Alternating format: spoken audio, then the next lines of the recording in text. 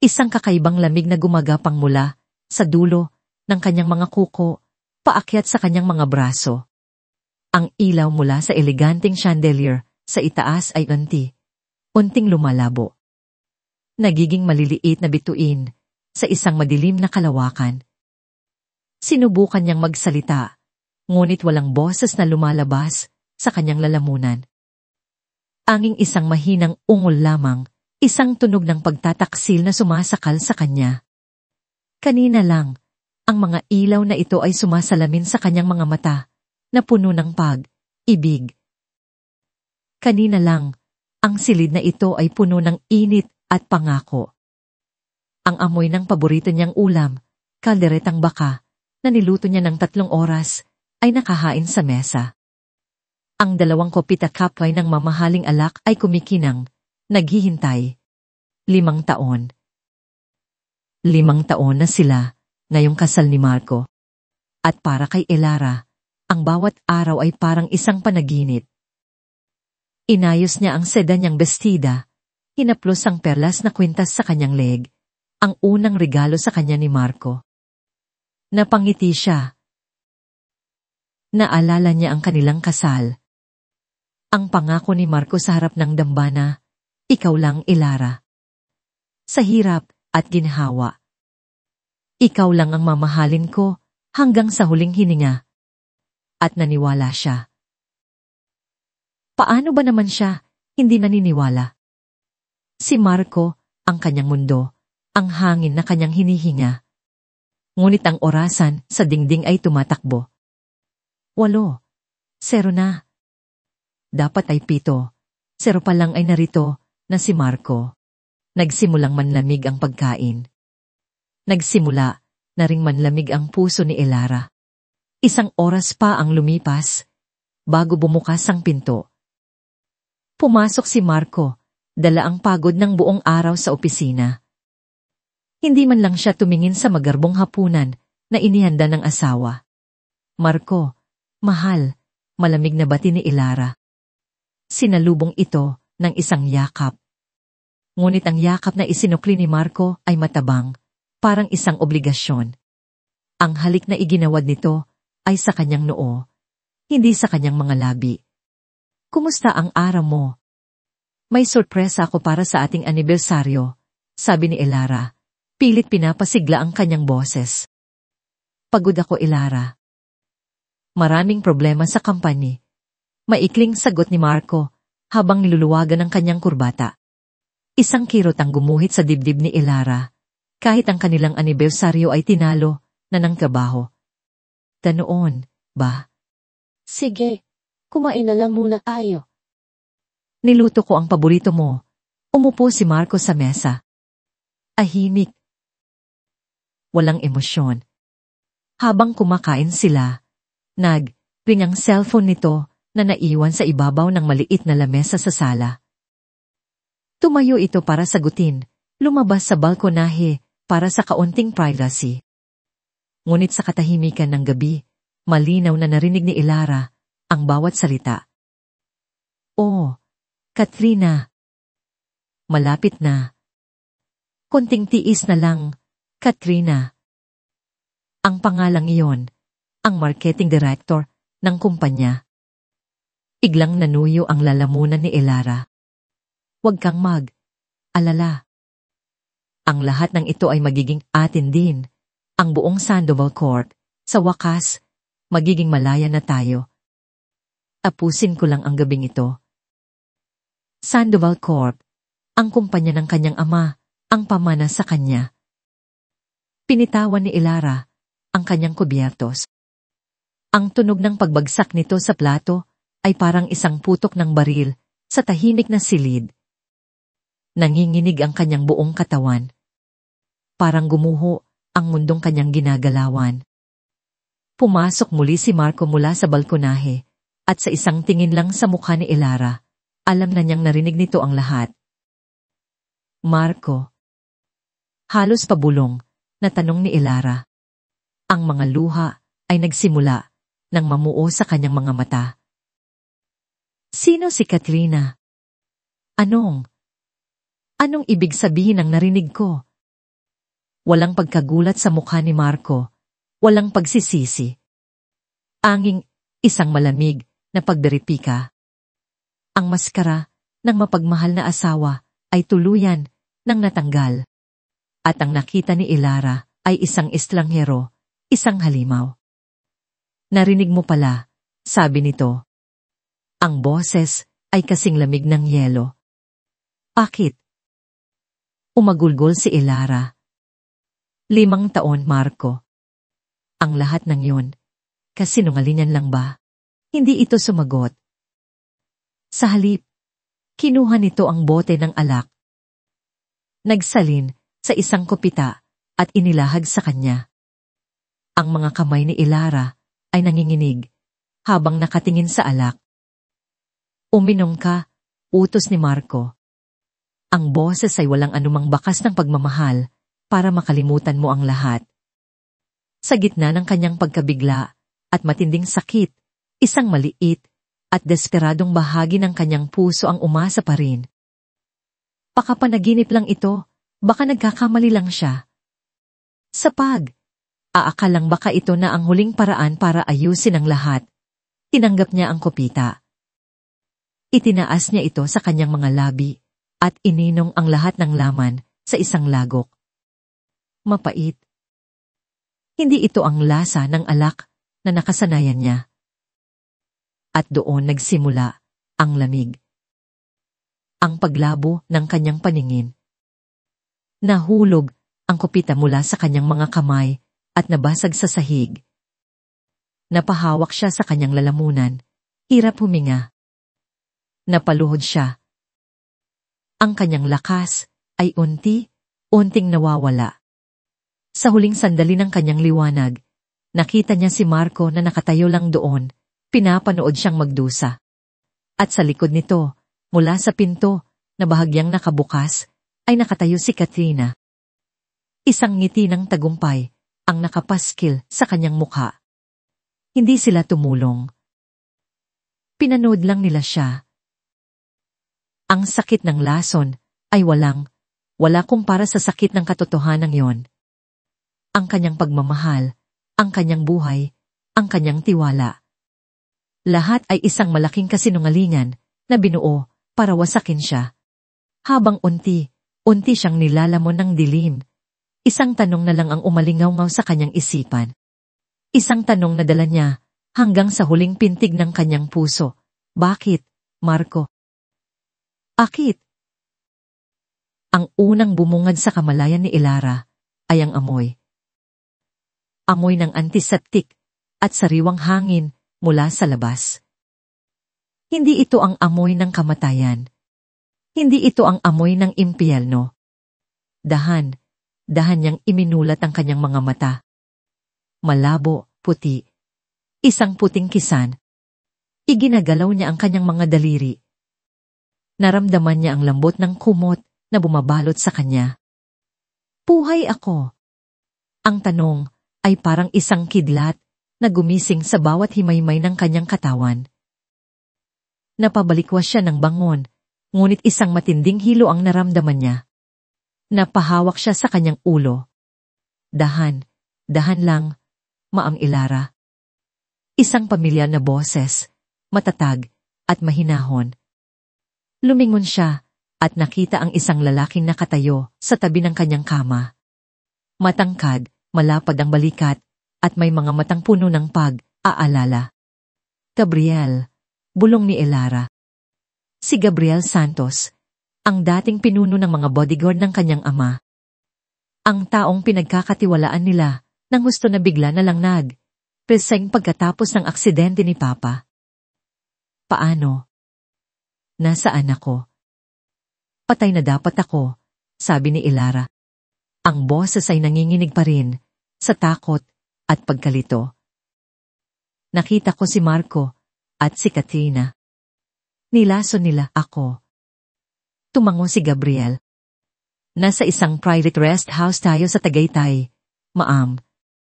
Ligtas po kayo dito. Lumapit ito at inabutan siya ng isang basong tubig. At hindi po lason ang nainom ninyo. Kumunot ang noo ni Elara. Anong ibig mong sabihin? Naramdaman ko. Ang panlalamig. Ang dilim. Alam kong may binabalak si Sir Marco, paliwanag ni Gabriel. Ang kanyang mga mata ay hindi bumibitiw sa mga mata ni Elara. Matagal ko na siyang sinusubaybayan. Pinalitan ko ang lason na inihanda niya ng isang malakas na gamot pampatulog.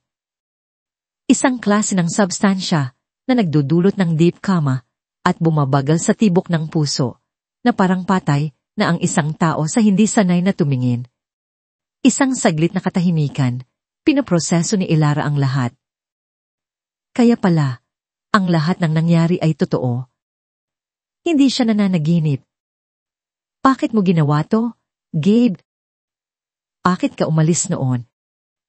Tanong ni Elara. Ang sakit ay muling bumabalik.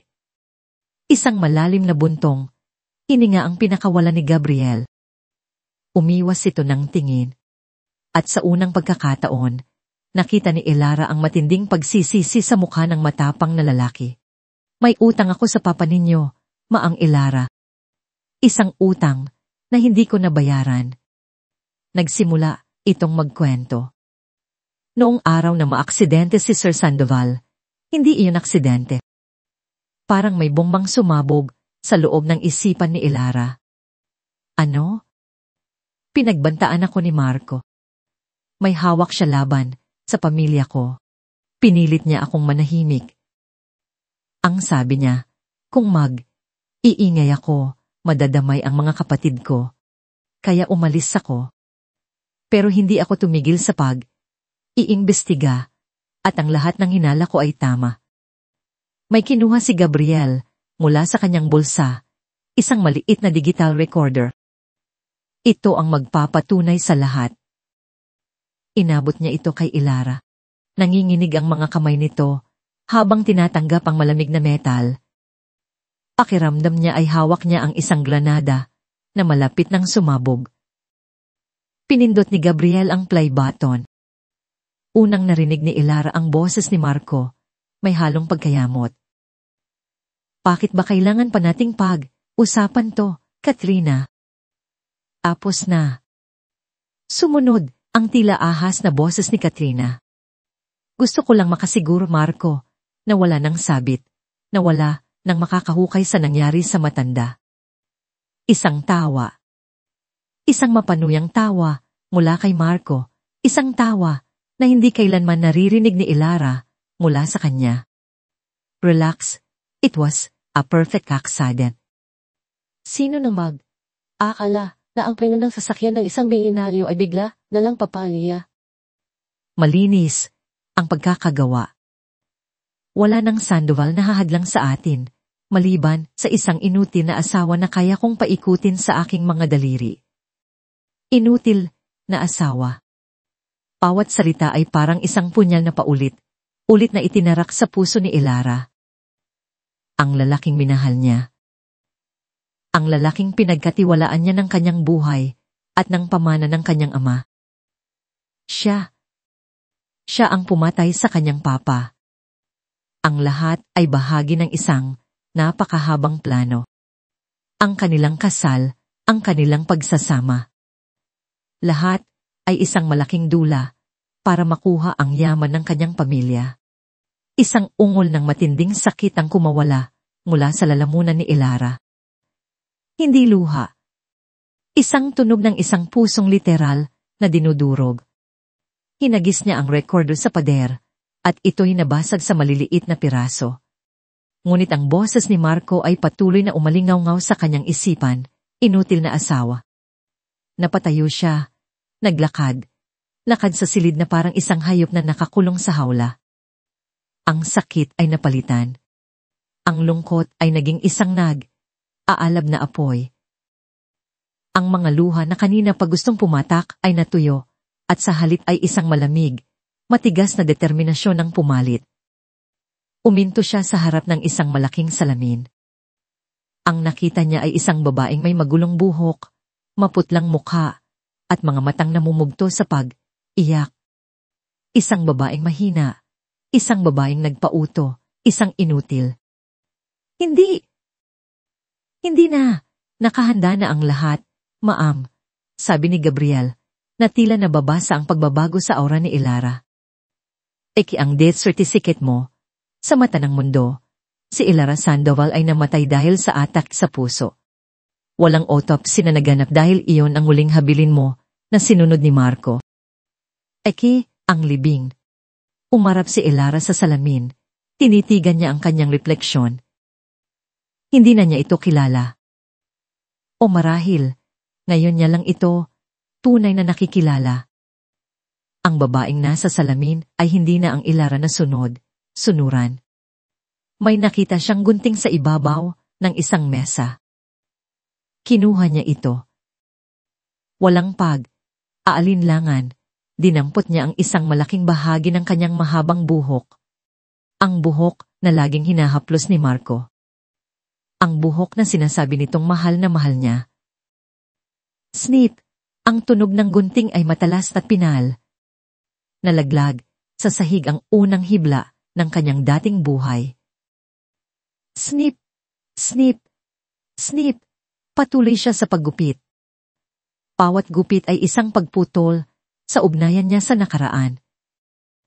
Bawat hiblang nalalaglag ay isang kasinungalingan, isang ala na tinatapon. Hindi pantay, magulo. Ngunit hindi iyon mahalaga. Nang matapos siya, isang bagong babae ang tumingin pabalik sa kanya mula sa salamin. Isang babaeng may maikling buhok at may mga matang nagliliyab sa apoy ng paghihiganti. Patay na si Ilara Sandoval, deklara niya. Ang kanyang boses ay kalmado, ngunit puno ng bagsik na hindi pa naririnig ni Gabriel kailanman. Pinatay siya ng sarili niyang asawa. Lumingon siya kay Gabriel. Ang kanyang mga mata ay walang bakas ng anumang luha, anging determinasyon. Mula ngayon, ako si Isla. 1 taon ang lumipas. Isang makintab na itim na sasakyan ang huminto sa harap ng naglalakihang gusali ng Sandoval Court. Bumukas ang pinto at isang babae ang lumabas. Nakasuot ito ng isang mamahaling itim na business suit, sayatos at dark sunglasses na nagtatago sa kanyang mga mata. Ang kanyang kilos ay may bigat ng kapangyarihan at kumpiyansa. Bawat empleyadong madaanan niya ay napapalingon, napapatanong kung sino ang misteryosong babaeng ito na may aruganding aura. Pumasok siya sa lobby. Tinanggal niya ang kanyang salamin at inilibot ang kanyang tingin sa paligid. Sa malaking pader, nakaukit ang pangalan ng kumpanya, Sandoval Corp, ngunit sa ilalim nito, sa mesa ng CEO, ay ang pangalan ng kasalukuyang namumuno, Marco de Leon. Isang malamig na ngiti ang sumilay sa mga labi ng babae. Siya si Isla de la Raza. At nagbalik na siya para bawiin ang lahat. Ang whiskey sa baso ni Marco de Leon ay kulay ginto, katulad ng sikat ng araw na tumatama sa mga salamin ng nagalakihang gusali sa Makati. Mula sa bintana ng kanyang opisina, ang dating opisina ng ama ni Ilara, tanaw niya ang buong syudad, ang kanyang kaharian. 1 taon. 1 taon na ang nakalipas mula nang mawala si Ilara.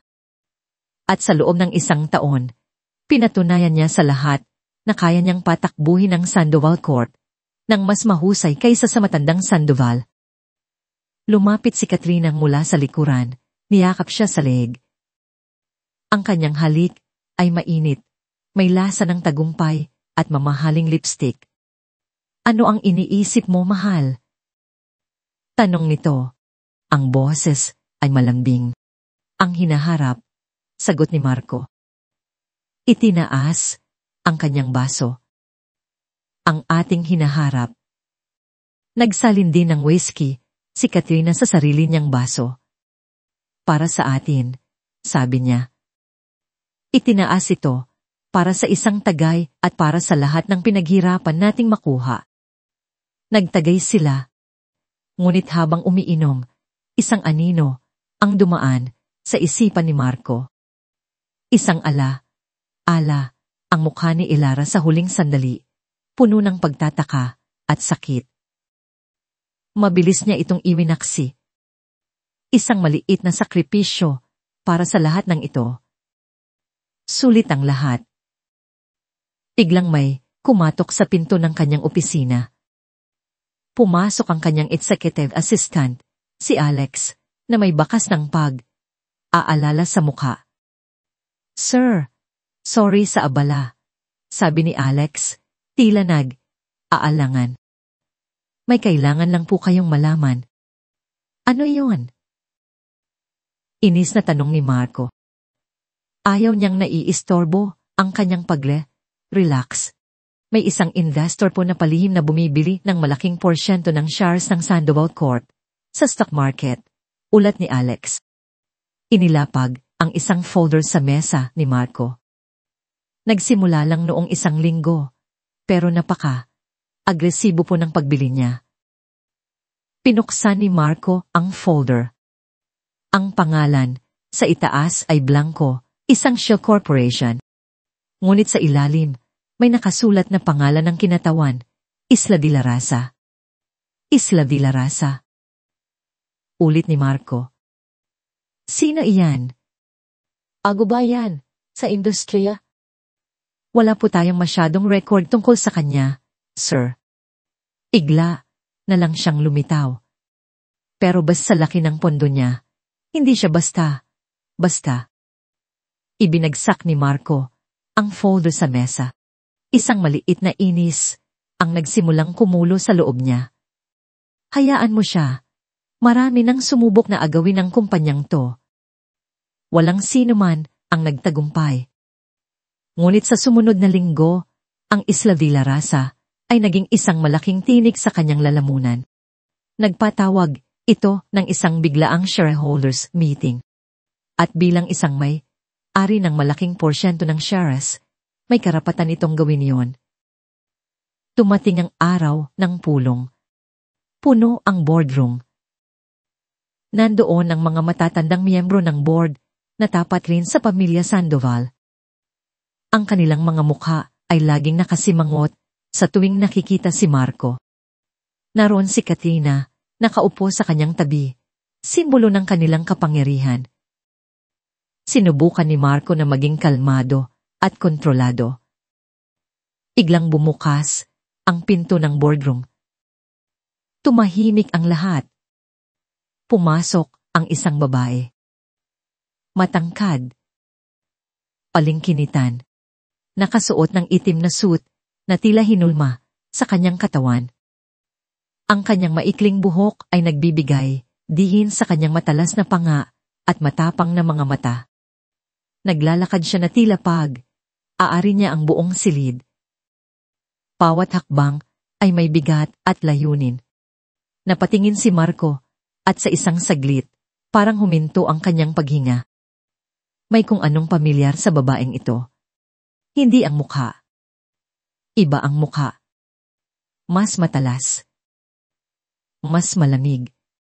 Ngunit ang kanyang mga mata, sa likod ng matigas na ekspresyon, may nakita siyang isang kislap na pamilyar.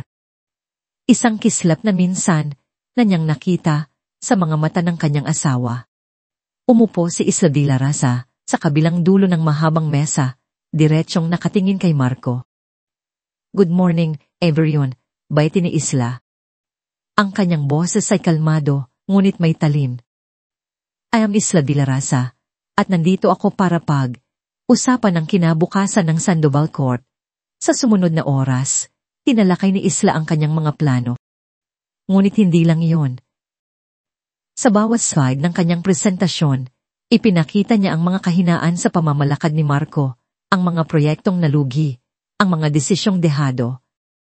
Inamit niya ang mga numero at data na hindi kayang pasinungalingan ni Numan. Para siyang isang surgeon na maingat na hinihiwa at inilalantad ang bawat pagkakamali ni Marco sa harap ng buong board. Napatikong ang kamao ni Marco sa ilalim ng mesa. Pinagpapawisan siya ng malamig. Ang babaeng ito, kilala niya ang kumpanya. Masyado niyang kilala. Nang matapos ang presentasyon, tumayo si Isla. Tinitigan niya ang bawat miyembro ng board, at sa huli, ang kanyang mga mata ay muling tumuon kay Marco. Isang malamig na ngiti ang dumaan sa kanyang mga labi. Isang ngiti na nagpatindig ng lahat ng balahibo sa katawan ni Marco. Esa de Leon, magaling ang iyong mga nagawa para palagin ang iyong sariling yaman gamit ang pondong hindi sayo, sabi ni Isla.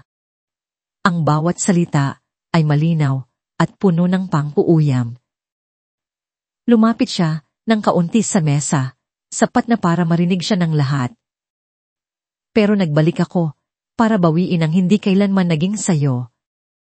Ang kanilang war room, gaya ang tawag dito ni Gabriel, ay isang modernong apartment unit sa isang hindi kilalang gusali sa Bonifacio Global City. Ang mga dingding ay natatakpan ng mga whiteboards na puno ng mga diagram, pangalan, at numero. Sa gitna, isang malaking mesa, ang puno ng mga financial reports at blueprints. Ito ang sentro ng mundo ni Isla. Ang Vista Grande Project sa Laguna, sabi ni Isla, ang kanyang daliri ay nakaturo sa isang set ng blueprints. Ito ang pinakamalaking proyekto ni Marco ngayong taon. Ang magpapatunay daw na mas magaling siya kaysa kay Papa. Isang bahid ng pait ang gumuhit sa kanyang boses sa huling mga salita. Mukhang matibay ang plano niya, Ma'am, sabi ni Gabriel habang aaralan ng mga dokumento. Ang mga supplier ay kilala sa industriya. Umiling si Isla. Hindi lahat. Kinuha niya ang isang folder na may markang confidential. Ang contractor para sa primary materials, ang Solid Build Corp, tinanggihan na ni Papa 5 taon na ang nakalipas. May hinala siyang ginagamit ito para sa money laundering. Walang ebidensya, pero malakas ang kutob niya at hindi kailanman nagkamali ang kutob ni Papa. Ito ang kanyang alas. Ang mga bagay na alam lang ni Iara, ang mga kwento sa hapagkainan, ang mga bulong sa opisina na narinig niya, ang mga intuition ng kaniyang ama na ibinabahagi sa kanya. Ito ang mga sandatang gagamitin niya. Anong plano ninyo? Tanong ni Gabriel. Hindi natin siya kailangang patunayan na corrupt. Sagot ni Isla. Ang kanyang mga mata ay kumikislap sa malamig na kalkulasyon. Kailangan lang nating magtanim ng duda sa isipan ng mga investors niya. Kinagabihan, gamit ang isang burner phone at isang encrypted email address, nagpadala si Isla ng isang anonymous tip sa isang kilalang business journalist. Ang tip ay maikli lamang, isang mungkahi na silipin ang katatagan ng pananalapi ng Solid Build Corp. Walang pangalan, walang ebidensya. Isang maliit na binhi lamang ng pagdududa. Ngunit alam niyang, sa mundo ng negosyo, ang isang maliit na binhi ay sapat na para maging isang malaking sunog. Kinabukasan, sinimulan niyang tawagan ang mga taong matagal nang tapat sa kanyang ama. Ang una, sa listahan, si Mr. Romualdez, isang matandang miyembro ng board na laging kontra sa mga desisyon ni Marco. Nagkita sila sa isang tahimik na coffee shop sa Alabang, malayo sa mga matang mapanuri ng Makati. Miss Villarasa, bati ni Mr. Romualdez, ang kanyang boses ay magalang, ngunit may aalinlangan. Ano ang maipaglilingkod ko sa iyo, Mr. Romualdez? Simula ni Isla. Alam kong malaki ang respeto ninyo kay Don Ricardo Sandoval. Iglang nagbago ang ekspresyon ng matanda. Si Ricardo ay higit pa sa isang business partner. Siya ay isang kaibigan. Kung ganoon, alam ninyong hindi niya hahayaan na ang kanyang pinaghirapan ay mapunta sa mga proyektong kahinahinala, sabi ni Isla. Hindi niya direktang sinabi ang pangalan ng Solid Build Corp, ngunit alam niyang naiintindihan siya ng matanda. Ang aking mentor ay laging nagsasabi na ang payo ninyo ay kasing halaga ng ginto, Mr. Romualdez. Madalas niyang ikwento ang panahon na nakuha ninyo ang Cebu Project habang naglalaro ng chess. Nag-igiyan, si Mr. Romualdez. Tinitigan niya si Isla ng matagal. Iyon ay isang personal na ala. Isang bagay na iilan lang ang nakakaalam. Isang bagay na alam ni Elara. Hindi nagsalita ang matanda, ngunit isang bahagyang tango ang isinukli niya. Naintindihan niya ang mensahe. Ang pagkakataon para sa isang direktang komprontasyon ay dumating sa isang malaking charity gala. Ang lahat ng bigating pangalan sa negosyo at lipunan ay naroon. Pumasok si Isla sa ballroom at gaya ng dati, lahat ng mata ay napunta sa kanya. Ngunit ang mga mata lang ni Marco ang mahalaga sa kanya. Nakita niya itong nakatayo sa kabilang dulo ng silid kasama si Katrina na nakakapit sa braso nito na parang isang mamahaling palamuti. Nilapitan siya ni Marco, isang peking ngiti ang nasa kanyang mga labi. Miss Villarasa, isang sorpresa na makita ka dito. Gusto kong makita kung saan napupunta ang pera ng Sandoval Corp. Miss Aglion. Sana naman ay sa charity at hindi sa bulsa ng iba, tugon ni Isla. Ang kanyang boses ay matamis, ngunit may lason. Tumawa si Marco, ngunit hindi umabot sa kanyang mga mata. Lagi kang matalas magsalita.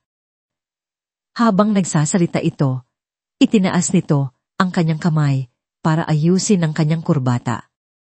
At doon, nakita ito ni Isla, ang relo. Isang Patek Philippe, ang relo na ipunan niya ng 6 na buwan para ibigay dito noong kanilang 3 anibersaryo. Ang relong isinuot nito noong gabing sinubukan siyang patayin. Parang may humaplos na yelo sa kanyang puso. Umigpit ang pagkakahawak niya sa kanyang kopita ng champagne. Sa isang saglit, ang pader na yelo na maingat niyang itinayo sa paligid ng kanyang puso ay nagkaroon ng lama. Ang sakit ay napakatindi. Halos hindi niya kayang huminga. Napansin ni Marco ang bigla niyang pananahimik. May problema ba, Miss Villarasa? Pilit na ibinalik ni Isla ang kanyang tingin sa mukha ni Marco, iniiwasang tumingin sa relong iyon. Ang mga mata mo, sabi ni Marco. Pahagyang kumunot ang noo. Iyan ay sinusubukang alalahanin. Nagpapaalala sila sa akin ng isang taong dati kong kilala. Ang mga salitang iyon ay isang sampal. Umalik ang lakas ni Isla, dala ng galit. Marahil ay nakakaita ka lang ng mga multo kung saan. Saan, Mr. De Leon? Malamig niyang sagot. Sabi nila, sintomas daw iyan ng isang konsensyang hindi matahimik. Hindi na niya hinintay ang sagot nito. Tinalikuran niya si Marco, naglakad palayo, na may kumpiyansa. Ngunit sa loob niya, nanginginig ang kanyang mga kamay. Paglabas niya ng ballroom, naghihintay na sa kanya si Gabriel. Sumakay siya sa kotse nang walang imik. Okay lang po kayo, ma'am? Tanong ni Gabriel, napansin ang tensyon sa kanyang mukha. Hindi sumagot si Isla. Tumingin lang siya sa bintana, pinapanood ang mga ilaw ng syudad na lumilipas. Ang nakikita lang niya ay ang kislap ng relong iyon. Ang simbolo ng pagmamahal na ginawa niyang sandata para sa paghihiganti. Sa loob ng ballroom, hindi maalis sa isipan ni Marco ang mga mata ni Isla Villarasa. Ang pamilyar na kislap ng sakit. Ang malamig na tapang. Kinuha niya ang kanyang cellphone at tinawagan ang kanyang pinuno ng security. Gusto kong imbestigahan mo ang isang tao. Utos niya, ang boses ay mababa at mapanganib. Ang pangalan niya ay Isla Villarasa. Alamin mo ang lahat. Bawat detalye ng nakaraan niya, wala kang palalampasin. Isang linggo na ang lumipas mula nang ibigay ni Marco ang utos.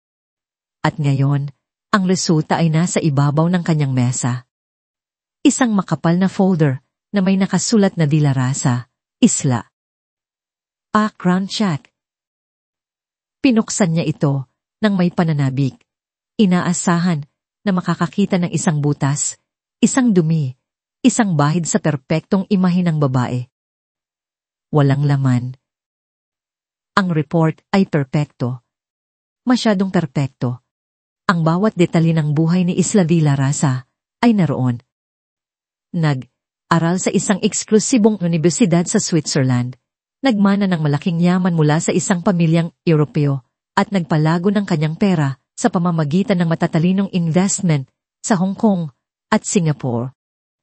Walang anumang hinala. Walang koneksyon sa Pilipinas maliban sa kanyang bagong interes sa Sandoval Court. Imposible. Bulong ni Marco sa sarili.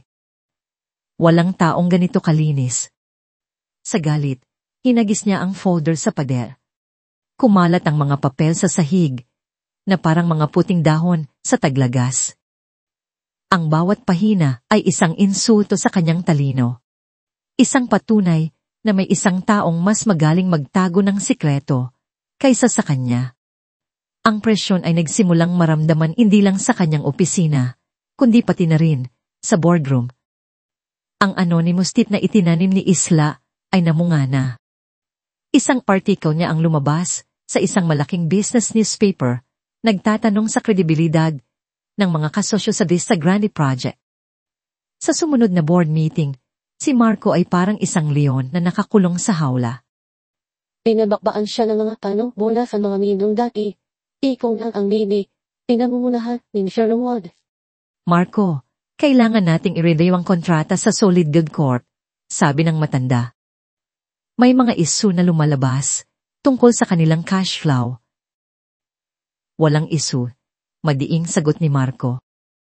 Ang kanyang boses ay masyadong malakas, masyadong depensibo. Gawa lang iyan ng mga kalaban na gustong sirain ang proyekto. Itutuloy natin ito, with or without your full support. Isang nakakabinging katahimikan ang bumalot sa silid. Ang mga miyembro ng board ay nagkatinginan. Ang kanilang mga mukha ay puno ng pagkadismaya sa biglaang outburst ng kanilang CEO. Nakita ni Marco ang tingin nila. Ang tingin ng pagdududa. Ang tensyon ay dinala niya hanggang sa kanyang pag-uwi. Ano bang problema mo, Marco? Salubong sa kanya ni Katrina sa kanilang penthouse unit. Tumawag sa akin si Mr. Hernandez. Sinabi niyang sinigawan mo daw ang buong board. Pinapahiya mo ang sarili mo. Wala kang alam sa nangyayari, sigaw ni Marco. Yung babaeng iyon, si Villa Rasa. May ginagawa siya, alam ko. At ano naman? Isang business rival. Ganyan talaga ang laro, di ba? Sabi ni Katrina, puno ng pagkayamot. Pero mula nang dumating iyan, wala ka nang ginawa, kundi maging paranoid. Aka naman, masyado mo lang siyang iniisip. Hindi mo naiintindihan, giit ni Marco. May mali sa kanya. May kakaiba. Ang kakaiba dito ay ikaw, ganti ni Katrina. Hinahayaan mong sirain ng isang babaeng hindi mo kilala ang lahat ng pinaghirapan natin. Mag-focus ka, Marco, bago pa mahuli ang lahat. Tumalikod si Katrina at pumasok sa kanilang silid, malakas na isinara ang pinto. Naiwang isa si Marco sa sala. Ang kanyang isipan ay gulo. Nagtungo siya sa kanyang private bar at nagsalin ng 3 daliri ng whiskey sa isang baso. Ininom niya ito ng isang lagok. Ang init ng alak ay gumapang sa kanyang lalamunan, ngunit hindi nito napawi ang lamig ng iisa na kanyang nararamdaman. Nagsalin siya ulit at ulit. Habang lumalalim ang gabi, ang mga anino sa kanyang isipan ay nagsimulang magsalita. Naalala niya ang mga araw, bago ang lahat ng ito. Ang mga panahong simple lang. Naalala niya ang lambing ni Ilara. Ang paraan nito, kung paano siya alagaan, kapag pagod siya. Ang tahimik nitong suporta, na hindi humihingi ng anumang kapalit. Si Ilara ay ang kanyang kapayapaan. Isang kapayapaan na kailangan niya para balansihin ang kanyang nagngangalit na ambisyon. Isang kapayapaan na siya mismo ang sumira. Isang kakarampot na pagsisisi ang gumapang sa kanyang puso. Kasing pait ng alak na kanyang iniinom. Ano kaya kung iminaksi niya ang isiping iyon? Uli na ang lahat. Lasing na pumasok si Marco sa kanilang silid, tulugan. Nakahiga na si Katrina, nakatalikod sa kanya. Umupo siya sa gilid ng kama. Naramdaman niya ang paggalaw nito, ang pagharap nito sa kanya. Naramdaman niya ang kamay ni Katrina sa kanyang pisngi. Isang haplos na dapat sana'y nagbibigay aliw. Ngunit sa halit, ay parang balat ng ahas. Marco, malambing na bulong ni Katrina. Ang galit kanina ay napalitan ng pagkukunwari. Hayaan mo na yon.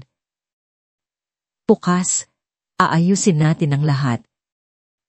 Umara si Marco. Ang kanyang paningin ay malabo dahil sa alak. Ang ilaw mula sa bintana ay nagbibigay ng malambot na liwanag sa mukha ni Katrina. Ngunit sa lasing niyang isipan, hindi si Katrina ang kanyang nakikita. Nakikita niya ang malumanay ng ngiti, ang maamong mga mata, ang babaeng walang sawang umunawa sa kanya. Hinaplos niya ang mukha nito. Ang kanyang mga daliri ay marahang dumadampi. Ilara, bulong niya.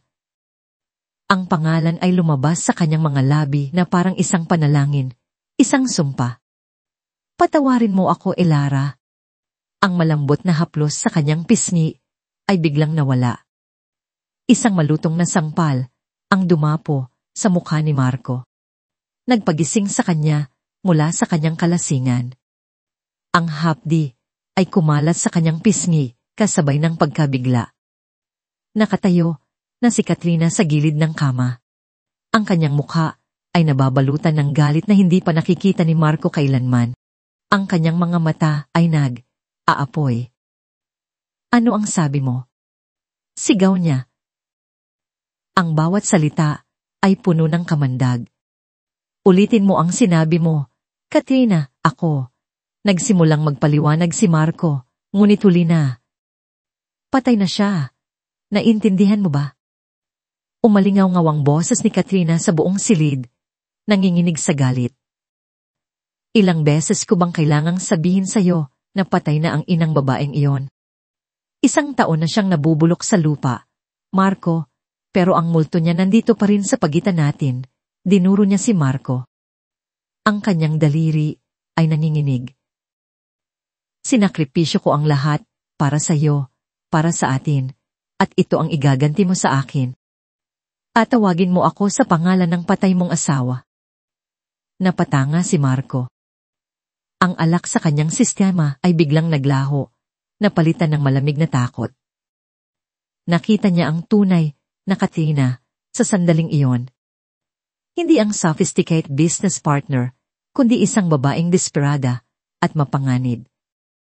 Hindi ko sinasadya, Katrina. Lasing lang ako, pakiusap niya. Sinusubukang pakalmahin ito. Ngunit humiling lang si Katrina. Ang mga luha ng galit ay nagsimulang tumulo mula sa kanyang mga mata. Hindi ka lasing, Marco. Nagpapakatotoo ka lang, sabi niya. Ang boses ay basag na. Habang buhay, habang nasa tabi mo ako, habang ginagamit natin ang pera niya, habang nakatira tayo sa bahay na to, habang buhay, magiging anino lang ako ni Ilara Sandoval. Tumalikod ito at naglakad palabas ng silid. Isinira ang pinto ng malakas. Naiwan si Marco sa kama. Ang pisngi ay namamanhid pa rin sa sampal. Ang katahimikan ng gabi ay mas mabigat kaysa dati. Hindi na niya naramdaman ang pagod o ang kalasingan. Ang naramdaman niya ay isang nakakabinging pag-iisa. Ama si Katrina. Patay na si Ilara. Pero ang ala nito ay mas buhay pa kaysa dati. Isang multo na hindi lang siya ang minumulto, kundi pati na rin ang pundasyon ng bagong buhay na itinayo nila sa ibabaw ng mga kasinungalingan. At sa pagdating ni Isla Villarasa, ang multong iyon ay tila nagkaroon ng bagong mukha. Isang mukha na determinado siyang masakin. Ang mapa ng kanilang laban ay nakalatag sa mesa.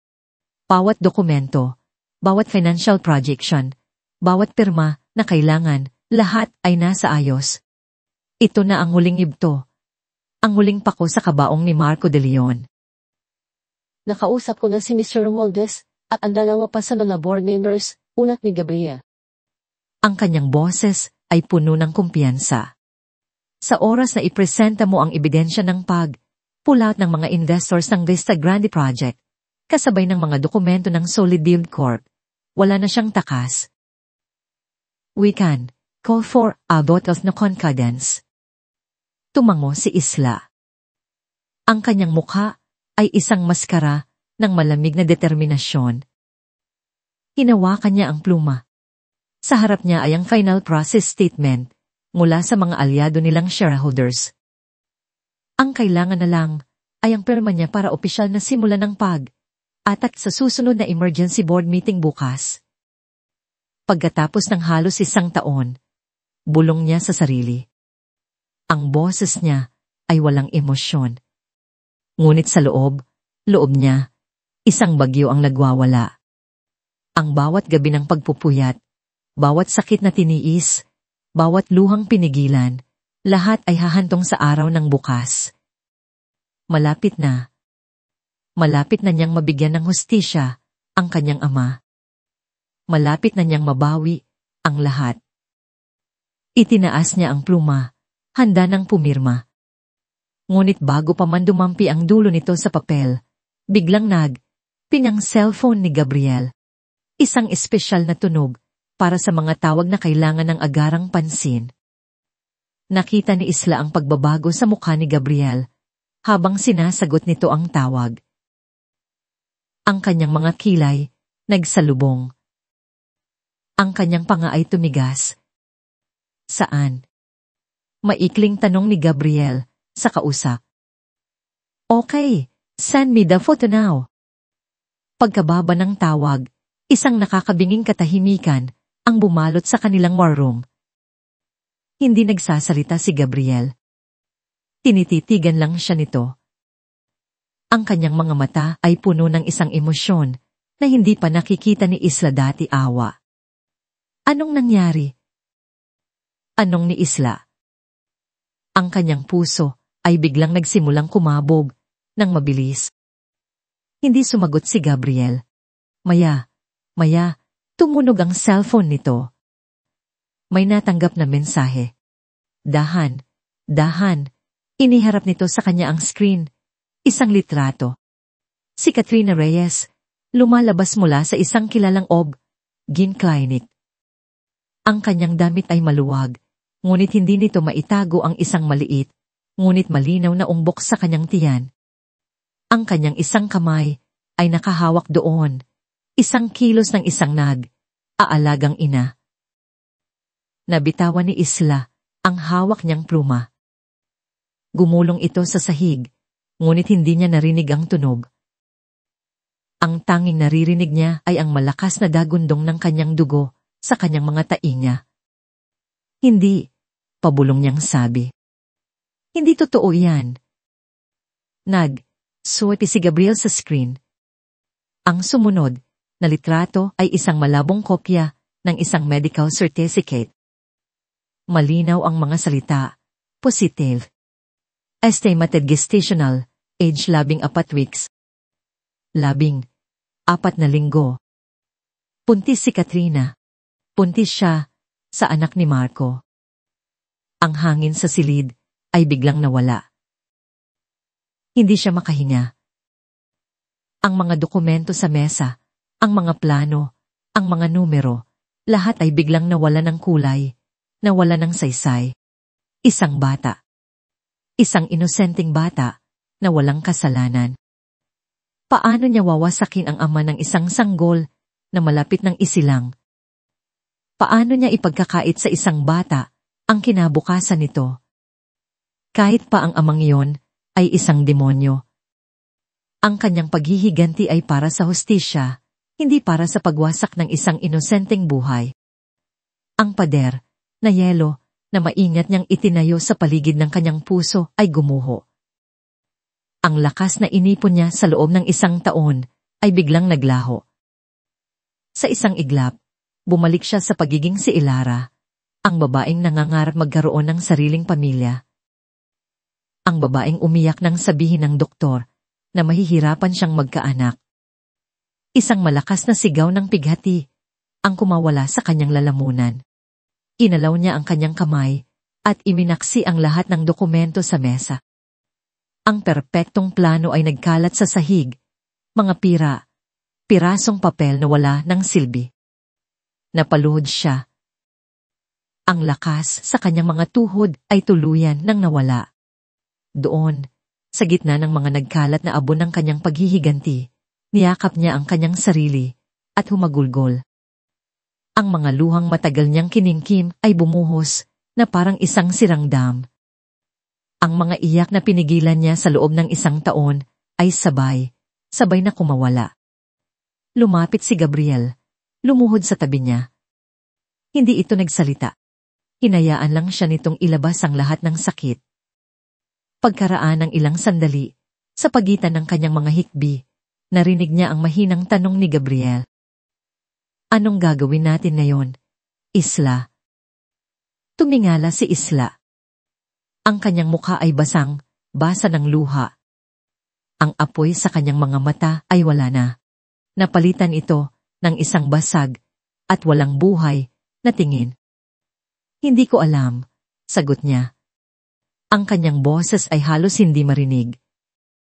Hindi ko na alam. Ang ulan ay walang tigil sa pagbuhos. Bawat patak ay humahampas sa salamin ng kotse na parang maliliit na luhang galing sa kalangitan. Sa loob, ang katahimikan ay mas mabigat pa kaysa sa kulog na minsan dumadagundong sa malayo. Hindi alam ni Isla kung gaano na siya katagal na nakatulala lang sa bintana. Ang mga ilaw ng syudad ay malalabo, mga mansa ng kulay sa isang madilim na kanvas. Ang kanyang isipan ay blanko. Ang kanyang puso ay isang malaking butas. Simula kagabi, wala siyang ginawa kundi umupo sa dilim ng kanilang war room, napapaligiran ng mga pirasong papel ng kanyang bigong paghihiganti. Walang salita, walang luha. Tila naubos na ang lahat ng emosyon sa kanyang katawan, at ang naiwan na lang ay isang nakakamanhid na pakiramdam ng pagkatalo. Hindi niya alam kung saan sila pupunta. Nagmamaneho lang si Gabriel. Hindi rin ito nagsasalita. Marahil ay alam nitong walang salita ang kayang maghilom sa sugat na natamo niya. Uminto ang sasakyan. Doon lang napansin ni Isla kung nasaan sila. Isang pamilyar na lugar, ang sementeryo kung saan nakahimlay ang kanyang ama. Umukas ang pinto ng kotse. Isang payong ang lumitaw sa kanyang bintana, hawak ni Gabriel. Maam, mahinang sabi nito. Umaba si Isla. Ang malamig na hangin at ambon ay yumakap sa kanya.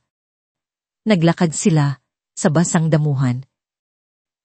Ang tanging tunog ay ang lagapak ng kanilang mga sapatos at ang walang katapusang pagpatak ng ulan.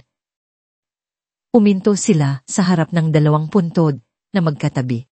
Ang isa ay malaki, gawa sa itim na marmol. Nakaukit ang pangalan, Ricardo Sandoval, minamahal na ama at tagapagtatag. Ang isa naman ay simple lang, puti at malinis, Ilara Sandoval, minamahal na asawa. Ang puntod niya, ang puntod ng babaeng pinatay niya para lang bigyang daan si Isla.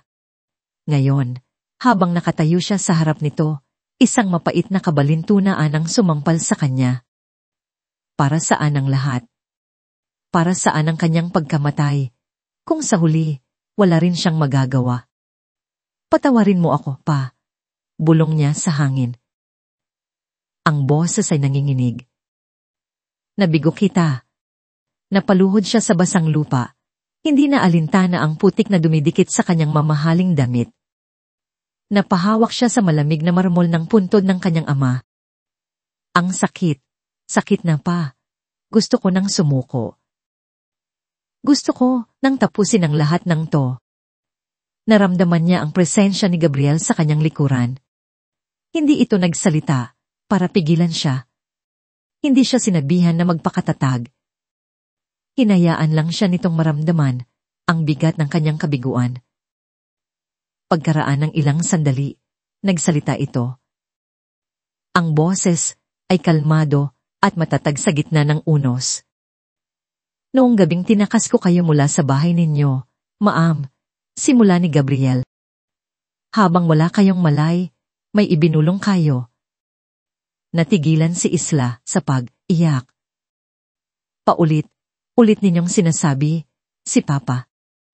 Kailangan ng hustisya ni Papa, pagpapatuloy ni Gabriel. Iyan, ang unang mga salita ninyo. Hindi ang sakit na ginawa sa inyo ni Marco. Hindi ang pagtataksil niya, kundi ang hustisya para sa inyong ama. Dahang tumayo si Isla. Umarap kay Gabriel. Wala nang hustisya, Gabe. Pait niyang sagot. May bata, nang madadamay. Hindi ko kaya. Ama ka, pagsang, ayon ni Gabriel. Isang bagay na ikinagulat ni Isla. Walang kasalanan, ang bata. Pero ang tanong, hahayaan mo ba na ang kasalanan ng mga magulang niya ay hindi mapagbayaran? Sinimulan ninyo ito, hindi lang para sa paghihiganti. Sinimulan ninyo ito para bawiin ang Sandoval Corp, ang legacy ng inyong ama na ninakaw ng isang mamamatay, para protektahan ang libong empleyado na umaasa sa kumpanyang iyon. Tinitigan ni Gabriel ang mga mata ni Isla. Ang pagiging ina ay isang biyaya, hindi isang lisensya para gumawa ng kasamaan. Hindi mo kailangang saktan ng bata para panagutin si Marco sa kanyang mga krimen. Ang kailangan mo lang ay maging mas matalino kaysa sa kanya. May kung anong nagbago sa isipan ni Isla. Ang mga salita ni Gabriel ay parang isang sinag ng liwanag sa madilim na silid ng kanyang pag-iisip. Hustisya, legacy, proteksyon. Ang mga salitang iyon ay mas malaki kaysa sa kanyang personal na sakit. Mas malaki kaysa sa kanyang paghihiganti. Ang bata ay hindi kalasag ni Marco. Ito ay isang inosenteng buhay na kailangan ding protektahan mula sa isang halimaw na ama.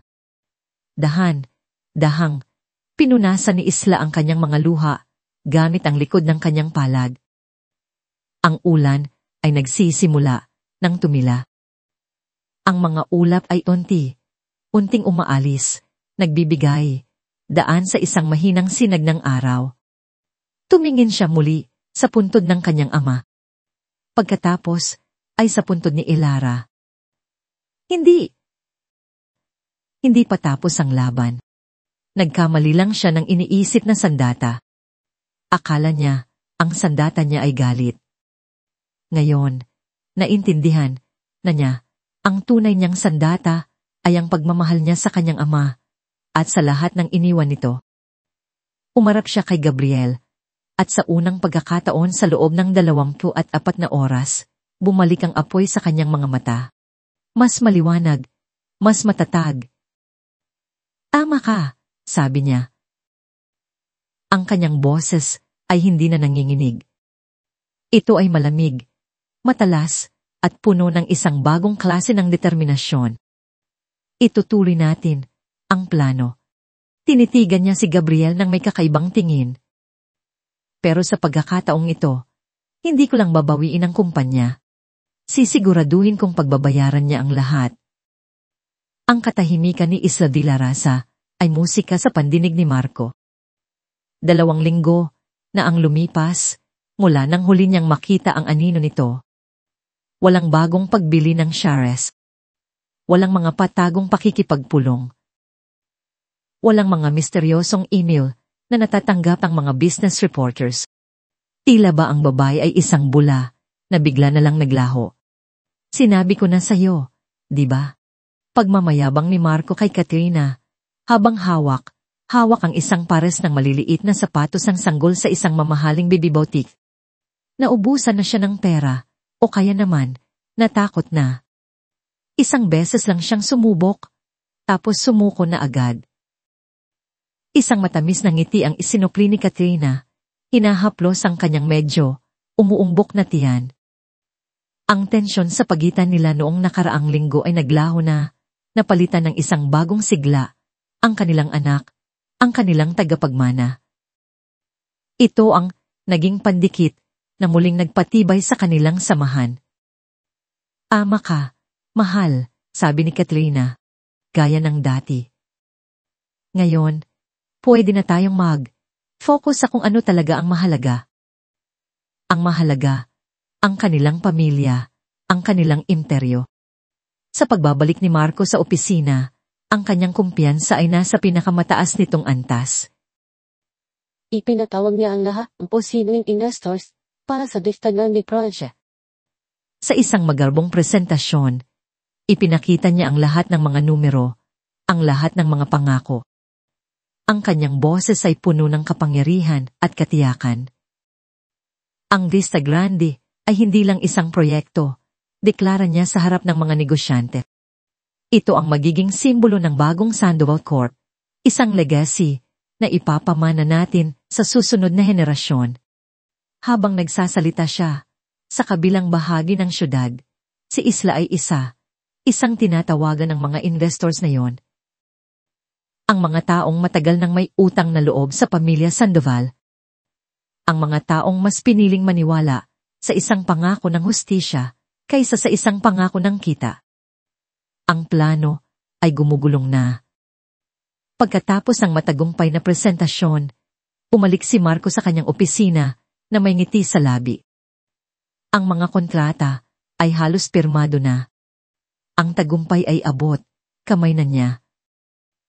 Sir, may sulat po para sa inyo, sabi ni Alex. Iniabot ang isang eleganteng itim na sobre. Pinuksan ito ni Marco. Galing ito sa opisina ni Isla Villarasa. Isang formal na imbitasyon. You are invited to an emergency meeting of the Board of Directors to be held tomorrow, Tetlo. At the Sandoval Court, boardroom.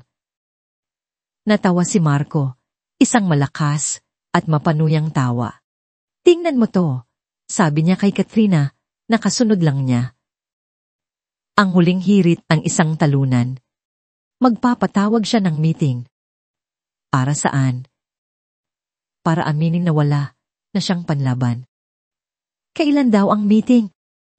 Tanong ni Katrina. Bukas, 3 ng hapon, sagot ni Marco, ibinabato ang imbitasyon sa basurahan. Nagkatinginan sila ni Katrina at sabay na napangiti. Ang timing ay perpekto. Hindi ba't bukas din ng isa ang press conference natin? Sabi ni Katrina. Eksakto, sabi ni Marco. Ang press conference kung saan i-anunsyo natin ang Distagrande project at lumapit siya at hinaplos ang tiyan ni Katrina, ang pagdating ng bagong tagapagmana ng Sandoval Corp. Ang plano ay simple at napakatalino. Sa kanyang palagay, sa pamamagitan ng aanunsyo ng pagbubuntis ni Katrina, makukuha niya ang simpatiya ng publiko at ng board. Sino ang maglalakas, loob na tanggalin sa puwesto ang isang magiging ama? Sino ang mawasak sa pamilyang nagsisimula pa lang? Ang meeting ni Isla ay magiging isang sirko. Papasok siya doon hindi bilang isang CEO na dehado, kundi bilang isang ama at isang bisyonaryo na may hawak ng kinabukasan sa kanyang mga kamay. Dumating ang araw ng press conference. Puno ang function ng mga miyembro ng media. Ang mga kamera ay nakatutok. Si Marco, sa kanyang pinakamagandang suit, ay handa na. Nasa tabi niya si Katrina, maganda at kumikinang. Ready. Pulong niya kay Katrina. Ready, sagot nito, kumapit ng mahigpit sa kanyang braso. Nagsimula na siyang maglakad patungo sa podyum. Ito na yon. Ang sandali ng kanyang ganap na tagumpay. Ang pagmendo sa aniyang bangalan sa akaysayan ng Sandoval Corp. Ninanghakbang na lang ang ngayon niya, kanikulo, nang biglang bumukas ng malakas ang pinto sa likuran ng hall. Lahat ay napalingon. Pumasok si Alex, ang kanyang executive assistant. Hingal na hingal. Ang kaniyang mukha ay pukla na parang naaitan ng multo. Tumatakbo siya palapit kay Marco, walang pakialam sa mga kamera o sa mga taong nagtataka. Sir! Sigaw ni Alex. Ang kanyang boses ay puno ng panik. Sir Marco, ano ang problema, Alex? May preskon ako. Inis na bulong ni Marco. Uminga. Nang balayin si Alex. Kaya sinusubukang habulin ang kaniyang hininga at ang mga salitang kailangan niyang sabihin. Sir, sabi nito. Ang boses ay nanginginig. Lahat po ng Mahor investors para sa Desta Grande, sabay silang nag-pull out. Ngayon lang. Ang hangin sa loob ng boardroom ay malamig at hindi gumagalaw. Si Isla ay nakaupo sa kanyang silya, kalmado na parang isang reyna sa kanyang trono. Pinapanood ang bawat paggalaw sa silid. Ang mga miyembro ng board ay tahimik. Ang kanilang mga mukha ay mga maskara ng pag-aalala at pag-asa. Hinihintay nila ang pagsisimula ng bagyo. Eksaktong 30. Umukas ng malakas ang pinto. Pumasok si Marco, kasunod si Katrina. Ang kanyang damit ay bahagyang gusot. Ang kanyang buhok ay hindi maayos. Mayroong isang ligaw na tingin sa kanyang mga mata, isang tingin ng isang hayop na nasukol. Ngunit pilit niya itong tinatago sa likod ng isang aroganteng ngiti. Pasensya na at nahuli kami, sabi ni Marco. Ang kanyang boses ay pilit na pinapakalma. May inaasikaso lang na maliit na problema. Walang sumagot. Lahat ng mata ay nakatuon kay Isla. Tumayo si Isla. Walang anumang dokumento sa kanyang kamay. Ang lahat ay nasa kanyang isipan. Salamat sa pagdalo ninyong lahat. Simulan niya. Ang kanyang boses ay malinaw at matatag. Umaalingaw-ngaw sa katahimikan. Diretsahan na. Ang Sandoval Corp ay nasa bingit ng pagbagsak. Isang pindot lang sa remote na hawak niya at ang malaking screen sa likod niya ay umilaw. Ang unang slide, Project Vista Grande, a case study in failure. Sinungaling. Agad na sigaw ni Marco. Ang proyektong iyan ng aangat sa kumpanya. Binaliwala siya ni Isla. Isa niyang ipinakita ang mga ebidensya. Ang mga email mula sa lahat ng investors na sabay na nag-pula. Ang mga financial report mula sa Solid Gold Corp na nagpapakita ng mga hinalang transaksyon. At ang huli, isang flowchart na malinaw na nagpapakita kung paano ang milyong pondo ng kumpanya ay unting nailipat sa mga offshore accounts na nakapangalan kay Marco de Leon. Isang kolektibong paghinga ng pagkagulat ang narinig mula sa mga miyembro ng board. Si Mr. Romualdez ay napailing na lang. Ang kanyang pinakamatinding hinala ay nagkatotoo. Gawa lang yan, desperadong sigaw ni Marco. Napatayo na. Sinusubukan niya akong sirain. Kasabwat ko kayong lahat dito. Andaan ninyo. Ngunit wala nang naniniwala sa kanya. Nang makita ni Marco, nawala ng pag-asa. Ginamit niya ang kaniyang huling alas. Isang senyas, at si Katrina ay tumayo. Hinahaplos ang kanyang tiyan. Hindi ninyo pwedeng gawin to. Umiiyak na sabi ni Katrina. Paano na ang pamilya namin? Magiging ama na si Marco. Maawa kayo sa anak namin. Ang buong silid ay muling natahimik. Ang lahat ay napatingin kay Isla, naghihintay sa kanyang reaksyon.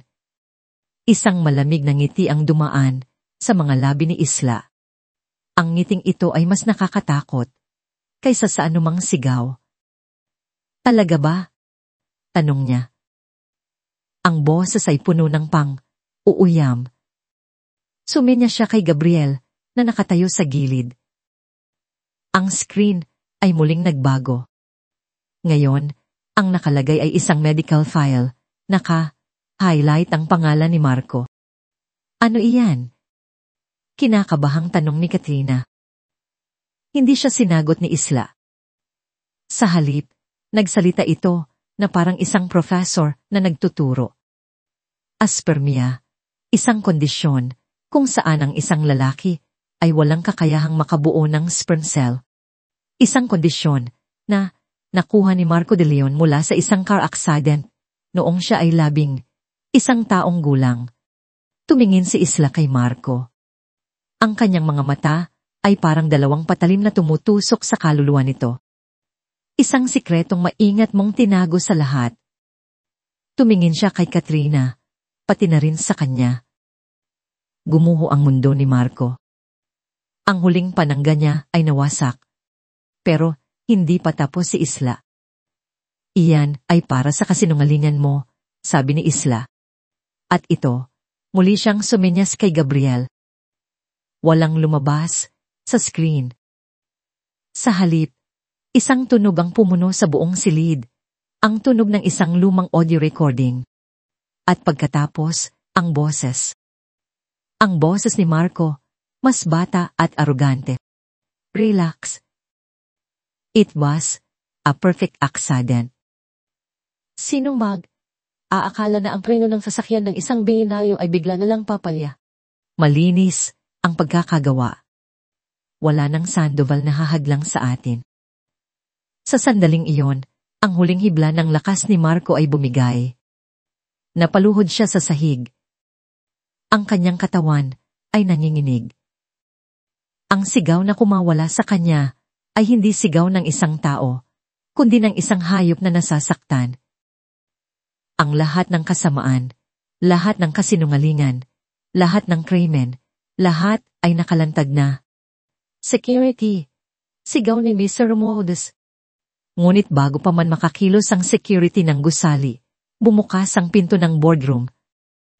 Pumasok ang dalawang unipormadong pulis. Ang kanilang mga mukha ay seryoso at walang emosyon. Tumayo si Isla mula sa kanyang upuan. Dahan siyang naglakad, palapit sa gumugulong na anyo ni Marco sa sahig. Tumayo siya sa harap nito. Ang kanyang anino ay lumabanat sa napalan niyang kaaway. Hindi siya sumigaw. Hindi siya nanlait. Sa isang malamig at pinal na boses, ibinulong niya ang mga salitang matagal na niyang gustong sabihin. Tapos na ang laro, Marco. Ang balita ay sumabog na parang isang bombang nuclear sa mundo ng negosyo sa Pilipinas. Sa bawat TV screen sa labay ng Sandoval Corp, sa bawat cellphone ng mga empleyado, sa bawat headline ng online news sites, naroon ang mukha ni Marco de Leon. Ang uha ay habang isinasakay siya sa sasakyan ng pulis, ang kanyang mukha ay nanabalutad ng pagkaguna at pagkatalo. CEO ng Sandoval Corp, arestado dahil sa fraud at homicide. Mula sa bintana ng kanyang bagong opisina, ang dating opisina ng kanyang ama, pinapanood ni Isla ang lahat ng ito. Ngunit ang kanyang pakiramdam ay hindi tulad ng isang general na nanalo sa isang malaking giyera. Pakiramdam niya ay isa siyang manunood, isang estranghero sa sarili niyang kwento. Ang paghihiganti ay natupad na. Ang hustisya ay naibigay na. Ngunit bakit parang may kulang? Bakit may isang malaking butas sa kanyang dibdib? Hindi ito tagumpay. Isa itong katapusan. Kinabukasan, hinarang siya ng kanyang bagong sekretarya. Maang Isla, may naghihintay po sa inyo sa reception. Ayaw pong umalis. Si Miss Katrina Reyes daw po. Napahinto si Isla. Katrina. Sa lahat ng tao, hindi niya inaasahan na magkakaroon ito ng lakas ng loob na magpakita pa sa kanya. Papasukin mo siya, utos ni Isla. Ang boses ay kalmado. Ilang sandali pa, pumasok si Katrina. Ang babaeng dati laging taas, noo, nakasuot ng mga damit na sumisigaw ng kapangyarihan, ay iba na ngayon. Ang kanyang buhok ay magulo. Ang kanyang mga mata ay namumugto sa kahihiyak. At ang kanyang suot ay isang simpleng bestida na hindi na makapagtago sa kanyang lumalaking tiyan. Wala na ang talas, ang apoy. Ang nasa harap ni Isla ay isang basag na babae. Napaluhod si Katrina sa sahig. Isang malakas na hagulgol ang kumawala mula sa kanya. Patawarin mo ako, Elara. Patawarin mo ako, Elara. Tinawag siya nitong Elara. Hindi ko alam. Hindi ko alam na kaya niyang pumatay, sabi ni Katrina sa gitna ng kanyang mga hikbi. Ang alam ko lang, gusto naming makuha ang kumpanya. Akala ko, kapag nakuha ko ang lahat ng iyon, magiging sapat na ako. Magiging masaya na ako. Pero nagkamali ako. Tinitigan lang siya ni Isla. Ang galit na dati niyang nararamdaman para sa babaeng ito ay wala na. Naglaho na kasama ni Marco. Ang nakikita niya na lang ay isa ring biktima. Iktima ng sarili nitong ambisyon. Iktima ng panloloko ng lalaking pareho nilang minahal sa magkaibang paraan. Tumayo si Isla, hindi para tulungan si Katrina, kundi para kumuha ng isang bagay mula sa kanyang drawer, isang checkbook. Nagsulat siya roon at pinirmahan. Inilapag niya ang check sa mesa. Hindi kita mapapatawad, Katrina, dahil wala na akong pakialam, sabi ni Isla. Ang boses ay walang emosyon. Pero hindi kita sisirain. May buhay ka pang dala. Kunin mo yan. Tumingin si Katrina sa chat, pagkatapos ay kay Isla. Ang kanyang mukha ay puno ng pagtataka. Umalis ka na. Magsimula ka ng bago para sa anak mo. Huwag mo siyang hayaang lumaki sa anino ng mga kasalanan natin. Kinuha ni Katrina ang tseke, nanginginig ang mga kamay. Tumayo siya at yumuko bago mabilis na lumabas ng opisina, dala ang isang bigat na binitawan at isang kinabukasang hindi niya inaasahan. Naiwang isa si Isla sa malawak na opisina. Umupo siya sa malaking letter na upuan sa likod ng mesa ng kanyang ama. Ang upuang matagal niyang pinangarap na mabawi. Ang simbolo ng lahat ng kanyang ipinaglaban. Hinaplos niya ang makinis na kahoy ng mesa. Tumingin siya sa labas ng bintana sa nagtataasang mga gusali ng Makati.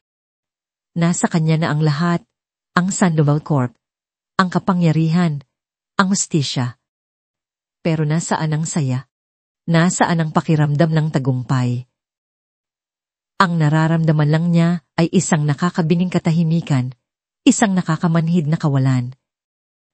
Ang apoy ng paghihiganti na bumuhay sa kanya sa loob ng 1 taon ay tuluyan nang namatay. At ngayon, sa pagkawala nito, naramdaman niya ang lamig. Naramdaman niya ang pag-iisa. Si Isla de la Raza ay isang sandata.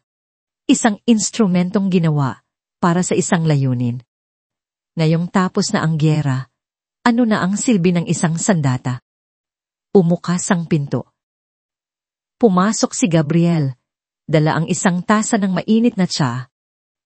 Inilapag niya ito ng marahan sa mesa, sa tabi ng mga kamay ni Isla na nakapatong lang doon. Nagtagumpay ka, sabi ni Gabriel. Ang kanyang boses ay mahinahon. Hindi ito isang pagbati, kundi isang simpleng pagsasabi ng katotohanan.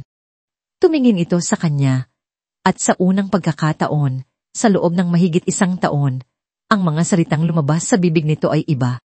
Nagtagumpay ka, Elara. Ang pangalang yon. Ang tunog niyon ay parehong pamilyar at banyaga. Parang isang lumang damit na hindi na niya alam kung kasya pa sa kanya. Napatingin siya kay Gabriel. Ang kanyang mga mata, na dati puno ng apoy, ay ngayon ay puno ng isang malalim na kalituhan at kalungkutan. Isang butil ng luha ang pumatak mula sa kanyang mata.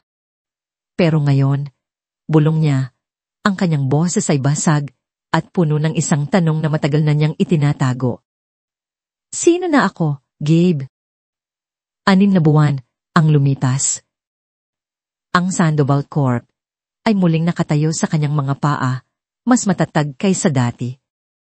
Sa pamumuno ni Ilara, hindi na isla ang tiwala ng mga investors at ng publiko ay munting na ibalik.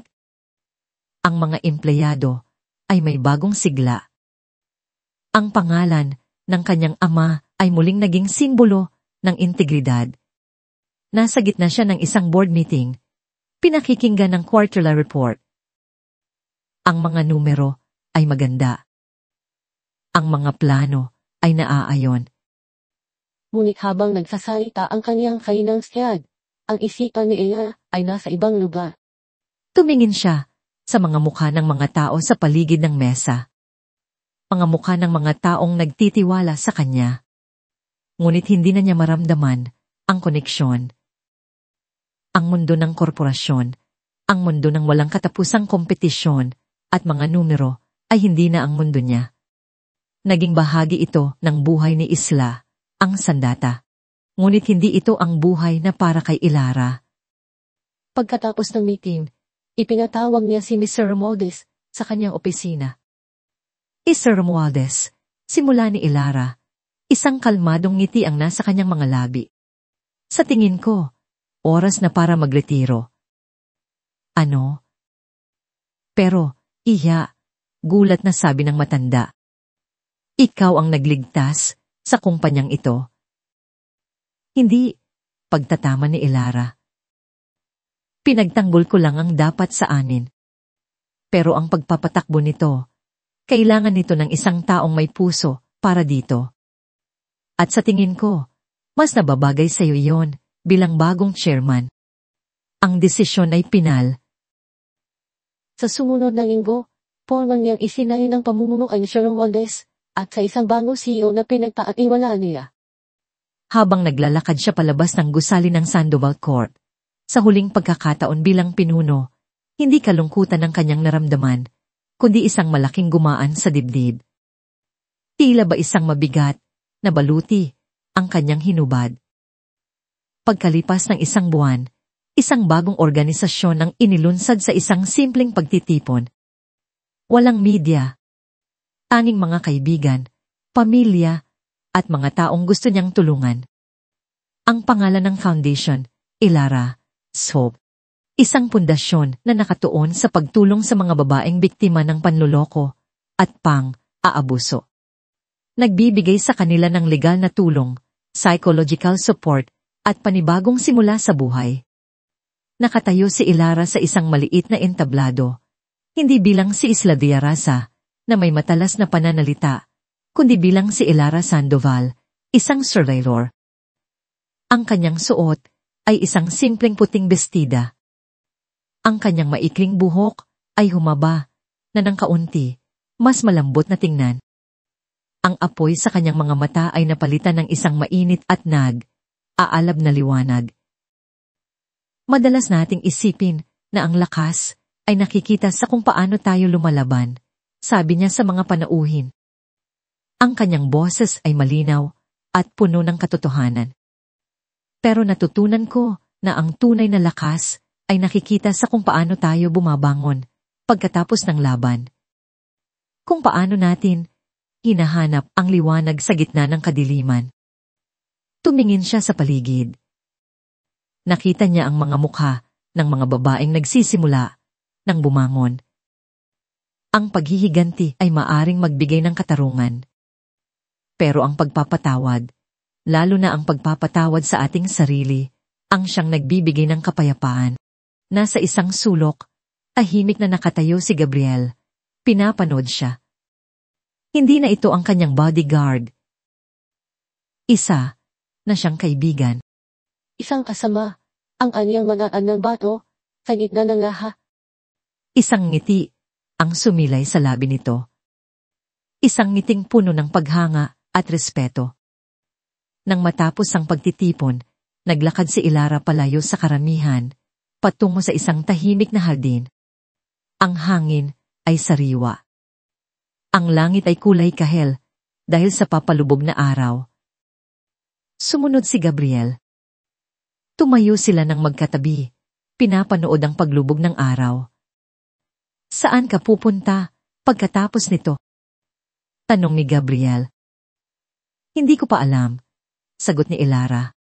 At sa unang pagkakataon, ang hindi niya pagkaalam sa hinaharap ay hindi nakakatakot.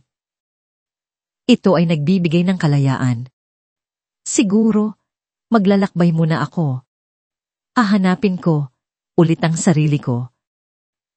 Hahanapin ko ulit si Elara. Tumingin siya kay Gabriel, isang tunay at taos, pusong ngiti ang gumuhit sa kanyang mga labi. Ang unang ngiti na walang halong sakit, walang halong plano, walang halong maskara. Salamat, Gabe, sa lahat. Isang ngiti ang isinukli ni Gabriel. Walang anuman. Hindi na sila nagsalita pa. Hinayaan nilang ang katahimikan at ang papalubog na araw ang magsalita para sa kanila. Ang giyera ay tapos na. Ang mga sugat ay unti nang naghihilom. Ang hinaharap ay isang blangkong pahina, naghihintay na sulatan ng isang bagong kwento. Isang kwento ng pag-asa, paghilom at marahil.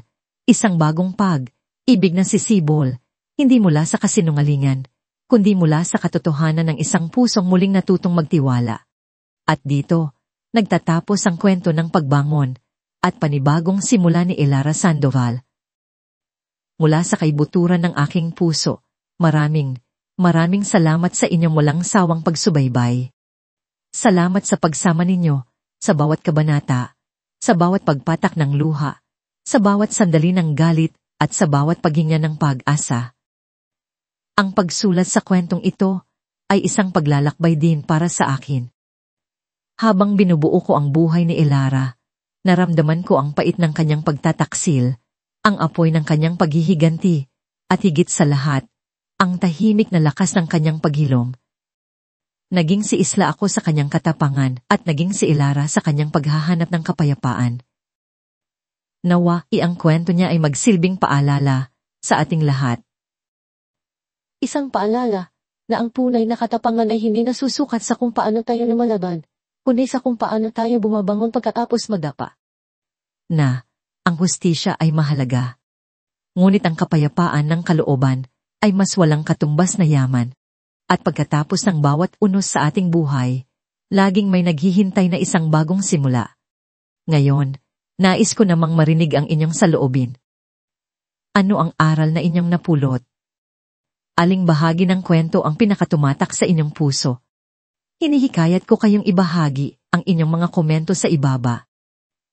Ang inyong mga boses ay mahalagang bahagi ng aming komunidad. Hanggang sa muli nating pagkikita sa panibagong kwento ng pag-ibig at pag-asa.